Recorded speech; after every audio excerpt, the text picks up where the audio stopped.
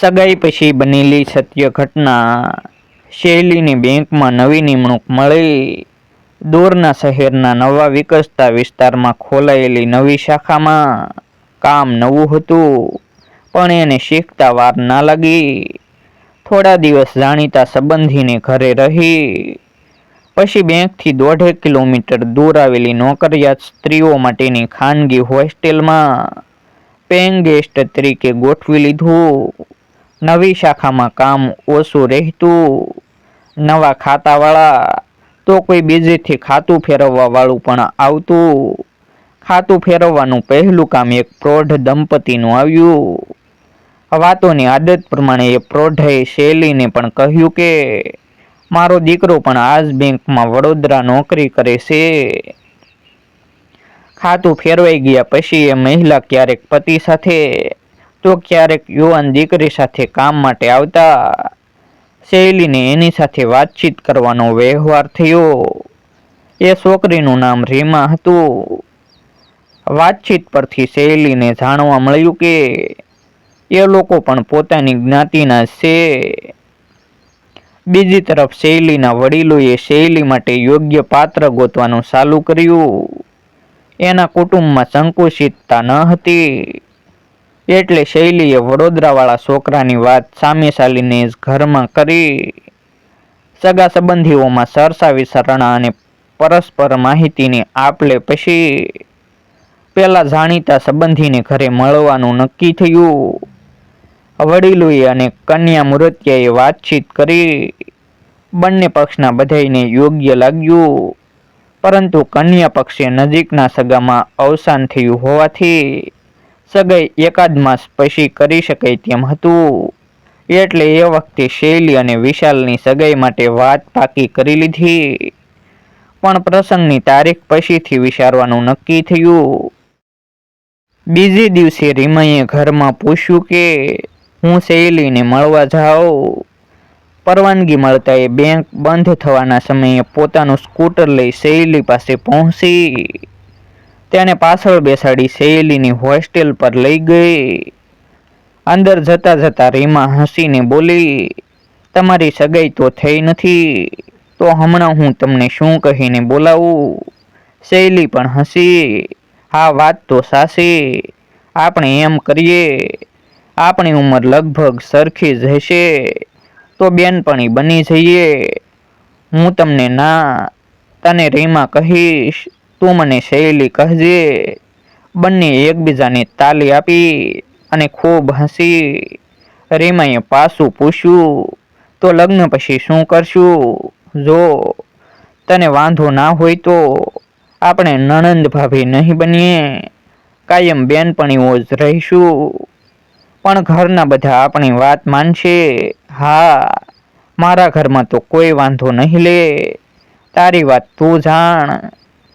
અને વિશાલ સાથે તો મેં એક ચોખવટ કરી લીધી છે કે બીજે ક્યાંય ખરાબ અસર પડે તેમ ના હોય તેવી મારી અંગત બાબતોમાં પતિપણું બતાવવું નહીં. અને એ સહમત પણ થયા છે. આ વાત પૂરી થયા પછી બંને બીજી ઘણી વાતો કરી. શૈલીના ટેબલ પર પુસ્તકોનો થપ્પો જોઈ રીમાએ પૂછ્યું, તો શૈલીએ જવાબ આપ્યો કે મને પહેલેથી જ વાંચવાનો બહુ શોખ છે. સારું વાંચવા મળે તો મારે બીજું કાંઈ ના જોઈએ. રીમાએ ઘરે આવીને બેનપણાઈની વાત કરી. મમ્મી પપ્પા બેય ખૂબ હસ્યા. પપ્પા બોલ્યા, ભલે તમે ગમે તેમ બોલાવો, પણ ક્યારેય ઝઘડો ના કરતી. રીમા લગભગ રોજ બેંક બંધ થવા સમયે શૈલીને લેવા જતી.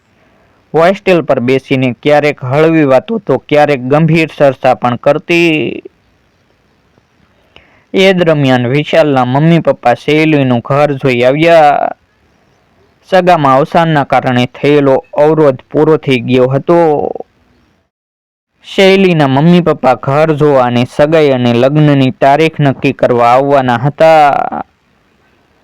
એક દિવસ શૈલીએ રીમાને કહ્યું, મેં મારા મમ્મી પપ્પા અને વિશાલ સાથે વાત કરી લીધી છે. સગાઈ પછી હું તારી સાથે રહેવા આવી જઈશ. રીમાને આશ્ચર્ય થયું. આવું કરી શકાય? શૈલી હસી. જો આપણા બધા રિવાજો સારા નથી હોતા, એમ વિદેશની બધી બાબતો ખરાબ પણ નથી હોતી. આપણે બેયમાંથી સારો ભાગ લેવો જોઈએ. પરદેશમાં એકબીજાને સારી રીતે ઓળખવા, છોકરો છોકરી વગર લગ્ને સાથે રહે તે સારું નથી. પણ હવે આપણે શિક્ષિત છીએ અને તમારું ઘર મારું થવાનું છે, તો ત્યાં હું લગ્ન પહેલા રહેવા આવું, બધા સાથે હળું મળું, હું બધાને સમજું, બધા મને સમજે, એમાં ખોટું શું ગણાય? અને જો સગાઈ અને લગ્ન વચ્ચેના સમયમાં બધા એકબીજા માટે પ્રેમ ભાવ અને આદર રાખતા હોય છે, એવા સમયગાળામાં આપણે પ્રેમ ભાવ અને આદર સહિત સાથે રહેવાની ટેવ પાડી લઈશું. રીમા બોલી, મને તો આવો વિચાર પણ કોઈ દી ના આવે, પણ તને આટલું બધું વિચારીને ઘરમાં વાત કરવાની હિંમત ક્યાંથી મળી? શૈલીએ હસીને પુસ્તકનો થોપો બતાવ્યો. આમાંથી વાંચી વાંચીને શૈલીના મમ્મી પપ્પા આવ્યા હતા. વિશાલ પણ આવ્યો હતો. પંચાંગમાં જોઈને ચર્ચા કરી, સગાઈ અને લગ્નની તારીખો નક્કી કરી. સગાઈ 2 અઠવાડિયા પછી અને લગ્ન તે પછી 2 મહિને આવતા હતા. શૈલી સગાઈ પછી ઘરે રહેવા આવવા ઈચ્છે છે, એ વાત રીમાએ મમ્મીને અગાઉથી કરી નાખી હતી. કંઈક નિર્ણય લેવાય એ હેતુથી એ વાત એણે બધા બેઠા હતા ત્યાં ઉપાડી. વિશાલના પપ્પાએ કહ્યું, દીકરાવાળા તરીકે અમને કંઈ વાંધો નથી, પણ સમાજ શું કહેશે એ દીકરીવાળા તરીકે તમે વિચારી જુઓ. શૈલીએ પોતાની દલીલ મૂકી. 2.5 માસ પછી આ ઘર મારું થવાનું છે, એ પાક્કું છે, એટલે હોસ્ટેલમાં રહેવું મને થોડું ગમે. અને વિચારો, ધારો કે કોઈ પરદેશની છોકરી વિશાલ માટે પસંદ થઈ હોય અને એ 2 માસ પહેલા આવી જાય, તો તમે એને ઘરમાં ના રહેવા દો. અત્યારે સ્ત્રીઓના ચંદ્ર અને મંગળ પર જવાની વાતો દુનિયા કરે છે, ત્યારે ખુલ્લા દિલે સારું વિચારવામાં આપણે સમાજથી શા માટે ડરવું જોઈએ? અને વિશાલ તો અહીં રહેતા નથી, એણે બદલી માંગી છે, પણ એમાં તો 5-6 મહિના લાગશે. વિશાલના મમ્મીએ હળવું હળવું હસી રહેલા પતિ તરફ જોયું અને બોલ્યા, શૈલીની વાત સાવ સાચી છે. શૈલી હોસ્ટેલમાં એકલી રહે તો વાંધો નહીં, પણ અહીં રહે તો વાંધો. એ વાત તો ખોટી જ છે ને? એ શૈલી તરફ જોઈને બોલ્યા, મારે આવી બહાદુર વહુ જ જોઈએ.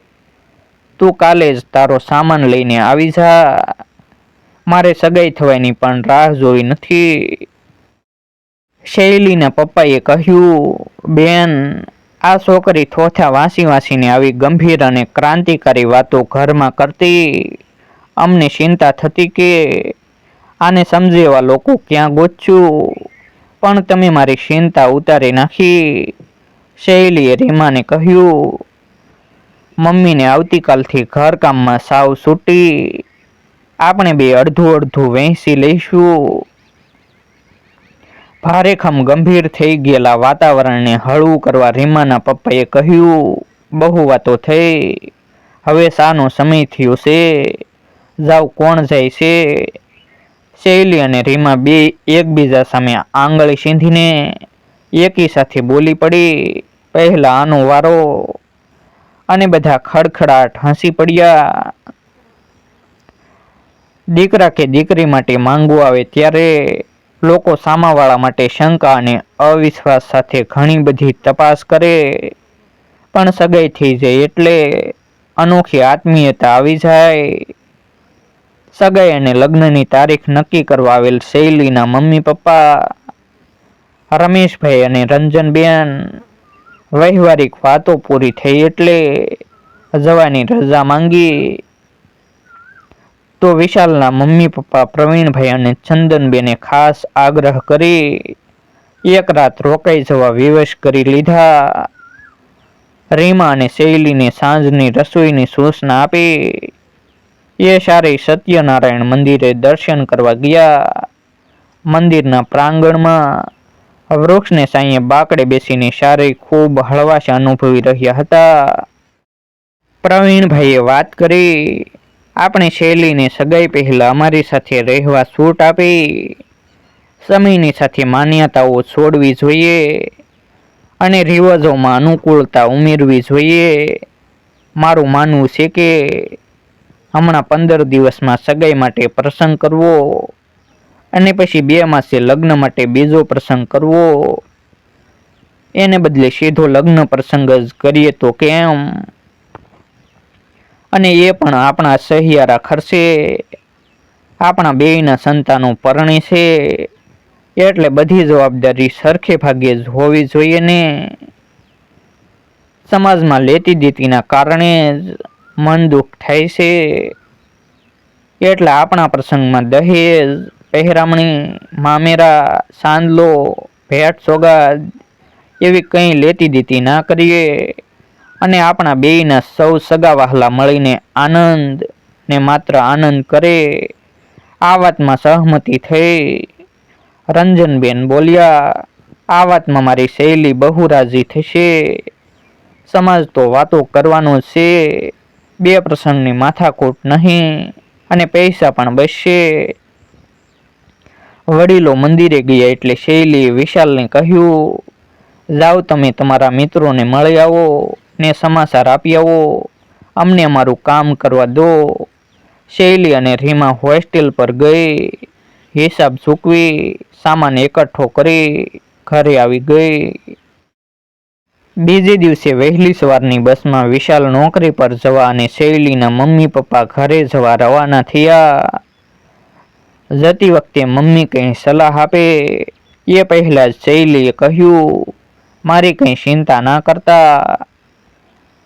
એ જ દિવસથી શૈલી ઘરની સભ્ય હોય તેવી નોકરીએ જવાની અને ઘરકામ કરવાની ગોઠવણ થઈ ગઈ. ક્યારેક મોડું થતું હોય તો શૈલી કહેતી, રીમા પ્લીઝ મારા ભાગનું કામ આજ તું કરી નાખજે ને. તો રીમા કહેતી, ના હું નિયમ એ નિયમ, સાંજે આવીને તું કરી લેજે. તો મમ્મી વચ્ચે પડી રીમાને ઠપકો આપે, એ બેંકમાં આરામ કરવા નથી જતી. ક્યારેક થોડું વધારે કામ કરવામાં તું ક્યાં ખસાઈ જવાની છો? તો શૈલી હસીને કહે, મમ્મી તમારે અમારી વાતો સાંભળવી જ નહીં અને સાંજે આવીને કામ થઈ ગયેલું જોઈએ. એટલે હળવેથી રીમાને કહે, મારી બેનપણી બહુ ડાહી છે. એક દિવસ મમ્મીએ શૈલીને શેક આપ્યો, આજે પૈસા ઉપાડી લેજે અને તમે 2 લગ્ન માટેની ખરીદી ચાલુ કરી દેજો. દિવસો જતા વાર નહીં લાગે. ઘટે તો બીજા પૈસા માંગી લેજે. તારા પગારમાંથી કંઈ વાપરતી નહીં. ચંદનબેનના ઘરમાં વહુ સગાઈ પહેલા જ રહેવા આવી ગઈ છે. એ વાત પાડોશમાં ફેલાઈ ગઈ. કોઈકે કહ્યું, હા આ તો નવો જમાનો આવ્યો છે. સૌને મન પડે તેમ કરે, આપણે શું? તો કોઈક એમ પણ બોલ્યું, હાલી નીકળ્યા છે. સુધારવા વાળા થઈને કંઈક ના થવાનું થશે ત્યારે આંખ ઉઘડશે. આવી તે કંઈ સગાઈ હોતી હશે.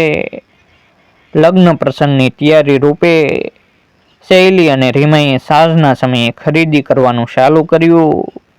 શનિ રવિની 2 રજા હોય ત્યારે વિશાલ પણ આવતો અને ત્રણેય જતા. આજે રવિવાર હતો. એ ત્રણેય બપોર બાદ ગયા. શહેરમાં ઘણી દુકાનો રવિવારે પણ ખુલ્લી રહેતી. સાંજના સમયે રીમાએ ખરીદેલો સામાન લઈને એકલી ઘરે આવી અને કહ્યું, ભાઈ અને શૈલી ભાઈના એક મિત્રને ત્યાં જન્મદિવસની ઉજવણીમાં ગયા છે. ત્યાંથી જમીને રાતે થોડા મોડા આવશે. રોજ સુવાના સમય કરતાં 1 કલાક મોડે સુધી. ચંદનબેન રાહ જોતા બેસી રહ્યા અને 11:30 વાગ્યે એ 2 આવી ગયા. તે પછી સુવા ગયા. બીજે દિવસે વહેલી સવારની બસમાં વિશાલ ગયો. રીમા શાકભાજી લેવા ગઈ હતી. શૈલી બેંકે જવાની તૈયારી કરી રહી હતી. ત્યાં જઈને ચંદનબેને કહ્યું, બેટા, કાલે મને બહુ ઉસાટ થતો હતો. તારા મા બાપે કેટલા ભરોસાથી મને સોંપી છે. તું હજી અહીંની વહુ નથી, પણ મારી પાસે મુકાયેલ થાપણ છો. હવે લગ્ન સુધી કોઈ દી આમ વિશાલ સાથે એકલું જવું નહીં. યુવાનીમાં તમે કંઈક સુખ કરો તો મારે તારી મમ્મીને મોં શું બતાવવું. થોડી વાર અટકીને એ બોલ્યા, કદાચ કંઈ થાય તો વાંક તો તારો જ નીકળે. શૈલી ચૂપ રહીને સાંભળતી રહી. આજનો બેટા શબ્દ એના કાનને બહુ વજનદાર લાગ્યો. એક સમજદાર માતાને યુવાન પુત્રી માટે કેવી લાગણી અને ચિંતા હોય તે ઘણા પુસ્તકોમાં વાંચ્યું હતું, પણ આજ ખરેખર સમજવા મળ્યું. બેંકના કામમાં વચ્ચે મળતી નવરાશમાં તેને સવારની વાત જ યાદ આવ્યા કરી. મેનેજરની રજા લઈ એ પોણો કલાક વહેલી નીકળી ગઈ. થોડી ખરીદી કરી અને રોજના સમયે ઘરે પહોંચી ગઈ. ખરીદી કરેલી એક સરખી 2 સાડીઓ બતાવી. જો રીમા, સરસ છે ને? મારી 2 મમ્મી માટે એક એક. આપણે છોકરીઓને કહેવું સારું, 2 મમ્મી મળે. આજે મારા ખાતામાં પગાર જમા થયો એટલે અચાનકનો હરખ કરવા હું એકલી ખરીદી કરી આવી. રીમાએ મીઠી રીસ કરી, તો બીજા કોઈ માટે કેમ કંઈ નહીં? તને એ વાત હમણાં નહીં સમજાય, કોક દી અનુભવ થશે ત્યારે સમજાશે. મમ્મી જેટલી આપણી ચિંતા ભગવાન પણ ના કરે. શૈલી જેવી વહુ મળવા માટે ચંદનબેનને મનોમન પોરસ ચડ્યો. 2 દિવસનો લગ્ન પ્રસંગ પૂરો થયો. બધા સગા વહાલાઓ હરખથી આવ્યા હતા. શૈલી ચંદનબેનની પુત્રવધુ બની ગઈ. લગ્ન પ્રસંગને હજી 8-10 દિવસ જ થયા હશે. શૈલીએ ગંભીર મોં રાખીને રીમાને કહ્યું, તે જાનમાં આવીને બહુ લળી લળીને રાસ લીધા હતા ને, લે હવે ભોગવ. રીમા જરા ગભરાઈ ગઈ, પણ થયું છે શું? કંઈક સરખું બોલને. શૈલીએ ગંભીરતા ચાલુ રાખી, બીજું શું થવાનું હોય? તારે હવે અહીંથી જવું પડશે. પછી એકદમ હસી પડીને બોલી, મારી માસીનો દીકરો હમણાં ડોક્ટર થયો. એણે તને જાનમાં રાસ રમતી જોઈ અને ખૂબ ગમી ગઈ. માંગવું આવ્યું છે. મમ્મી પપ્પાએ હા પાડી છે ને. આવતા રવિવારે મહેમાન તને જોવા આવવાના છે. લે આ એનો ફોટો જો, મસ્ત મૂર્તિઓ છે. રેમાએ ખોટી ખોટી ખીજ બતાવી.